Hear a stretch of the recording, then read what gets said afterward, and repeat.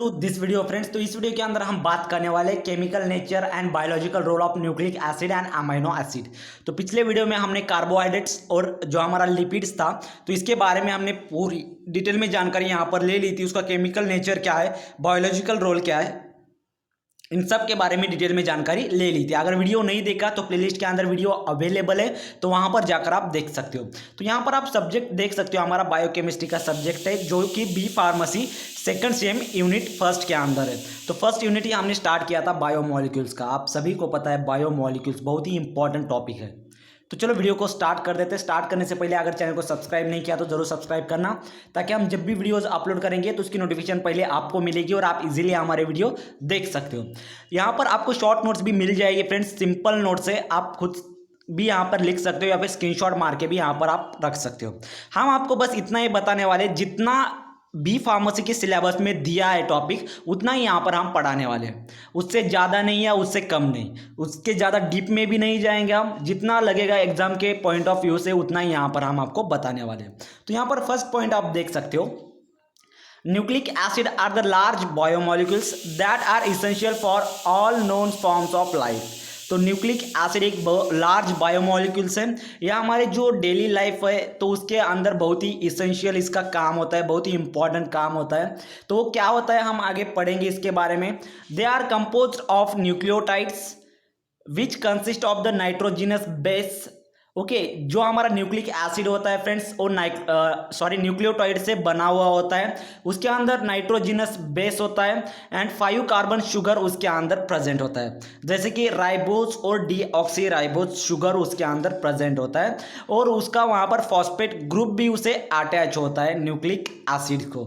Second point देख लीजिए, the two most important type of nucleic acid are DNA और RNA. बहुत ही इंपॉर्टेंट है, दो टाइप के न्यूक्लिक एसिड यहाँ पर होते हैं। फर्स्ट है डीएनए जिसको हम डीऑक्सीराइबोज न्यूक्लिक एसिड कहते हैं, और सेकंड है आरएनए, उसको हम राइबो न्यूक्लिक एसिड कहते हैं। ओके, नेक्स्ट पॉइंट देख सकते हो आप यहाँ पर, DNA is a genetic material that carries the hereditary information of an organism. तो डीएनए क्या होता है फ्रेंड्स, एक हेरिडिटरी इंफॉर्मेशन वहां पर कैरी करता है। अब हेरिडिटरी इंफॉर्मेशन क्या होता है, तो यहाँ पर आप देख सकते हो, समझ लीजिए फादर है, सॉरी एक ग्रैंडफादर है, एक फादर है और इस फादर का सन है। ओके, तो आप क्या होगा, इस ग्रैंडफादर से जो कुछ वहां पर समझ लीजिए, हेरिडिटरी मीन्स क्या होता है कि पेरेंट टू पेरेंट वहाँ पर ट्रांसफर होता है। कुछ मॉलिक्यूल्स वहाँ पर पेरेंट टू पेरेंट ट्रांसफर होते हैं, हम उसी को हेरिडिटरी इंफॉर्मेशन कहते हैं। अब कुछ जीन्स इनके जो ग्रैंडफादर है तो उसके ग्रैंडफादर के वहाँ पर जीन्स जो है तो उसके बेटे में आ जाएंगे, यानी कि उस पेरेंट में, और उस पेरेंट से उसके सन में यहाँ पे उसके जो भी जीन्स है तो वहाँ पर कैरी हो जाएंगे। उसी को हम हेरिडिटरी हेरिडेटरी इंफॉर्मेशन कैरी करना बोलते हैं। ओके, ये हेरिडेटरी होता है कि पेरेंट टू पेरेंट वहां पर ट्रांसफर होता रहता है। Okay, next point it is the double standard helix that contains the instruction for the synthesis of proteins which are the building blocks of the cell. आप देख लीजिए, जो हमारा डीएनए होता है फ्रेंड्स वो डबल स्टैंडर्ड होता है। ओके, डबल स्टैंडर्ड वहां पर डीएनए प्रेजेंट होता है, और जो डीएनए वहाँ पर प्रेजेंट होता है तो वो सिंथेसिस करता है, प्रोटीन का वहाँ पर सिंथेसिस करता है। और जो प्रोटीन है हमारा तो बिल्डिंग ब्लॉक्स है सेल का। ओके, सेल का बिल्डिंग ब्लॉक्स है। थर्ड पॉइंट आप देख सकते हो, DNA is also involve in the regulation of the gene expression. Okay, DNA is also involve in the regulation of gene expression. तो gene expression के regulation में DNA involve होता है and the transmission of the genetic information from one generation to next generation. जो मैं आपको first point में कहने जा रहा था वो यहाँ पर दिया है। देख लीजिए, one generation to next generation वहाँ पर जो भी जेनेटिक इंफॉर्मेशन है वो ट्रांसफर करता रहता है। यही डीएनए का फंक्शन होता है फ्रेंड्स। आप देख लीजिए आरएनए के बारे में। फर्स्ट डीएनए हो गया, न्यूक्लियोटाइड के टोटल 2 टाइप थे, 2 टाइप्स। फर्स्ट था डीएनए और सेकंड था आरएनए। अब आरएनए के भी 3 टाइप्स है, कौन कौन से वो भी यहाँ पर हम देखेंगे। RNA play crucial role in the translation of the genetic information into proteins. जो हमारा जेनेटिक इंफॉर्मेशन होता है तो उसको प्रोटीन में कन्वर्ट करने का इसका रोल होता है आरएनए का। Next, there are 3 main types of RNA. जैसे मैंने आपको अभी बताया कि आरएनए के कुछ टाइप्स होते हैं। उसके अंदर फर्स्ट है मैसेंजर आरएनए जिसे हम mRNA भी कहते हैं, सेकंड है ट्रांसफर आरएनए जिसे हम tRNA कहते हैं, और लास्ट में आता है राइबोसोमल आरएनए जिसे हम rRNA भी कहते हैं। नेक्स्ट पॉइंट देख लीजिए, mRNA carries the genetic information. जो mRNA होते हैं तो जेनेटिक इंफॉर्मेशन कैरीज करते हैं कहाँ से, from DNA to the ribosome. तो यहाँ पर देख लीजिए, मैं आपको बताता हूँ कि समझ लीजिए ये मेरा DNA, तो DNA से यहाँ पर जो हमारा राइबोसोम होता है तो राइबोसोम तक यहाँ पर जो जेनेटिक इंफॉर्मेशन है तो कैरी करता है हमारा mRNA। ओके, अब tRNA का क्या फंक्शन है देख लीजिए, delivers the amino acid to the ribosome. तो जो अमाइनो एसिड होता है तो वहां पर वो राइबोसोम तक डिलीवर करता है, जो हमारा tRNA है वो। अब जो हमारा rRNA है तो helps to catalyse the formation of peptides bonds between the amino acid.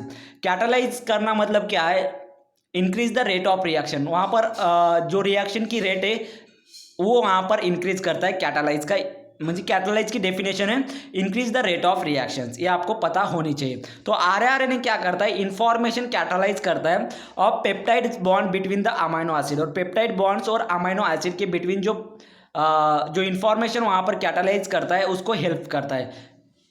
Next यहाँ पर अमाइनो एसिड्स, अब देख लीजिए अमाइनो एसिड्स क्या होते हैं, are the organic molecules that contain both and amino group and the carboxylic group attach to the central carbon atoms. तो amino acid क्या होता है हमारा, तो उसके अंदर दो ग्रुप प्रेजेंट होता है, एक होता है अमाइनो ग्रुप और सेकंड है कार्बोक्सिलिक ग्रुप। ओके, यहाँ पर दो फंक्शनल ग्रुप वहाँ पर अटैच होते हैं एक ही कार्बन सेंट्रल कार्बन में। Second, the chemical nature of the amino acids can very depend on the side chain. जो उसका अमाइनो एसिड का जो केमिकल नेचर होता है तो किसके ऊपर डिपेंड होता है, तो साइड चेन के ऊपर वहाँ पर डिपेंड होता है। Attach to the central carbon atom which can be an alkyl group, an aromatic group, a hydroxyl group or other functional group. Amino acids are the essential building blocks of proteins which are vital macromolecules for all living organisms.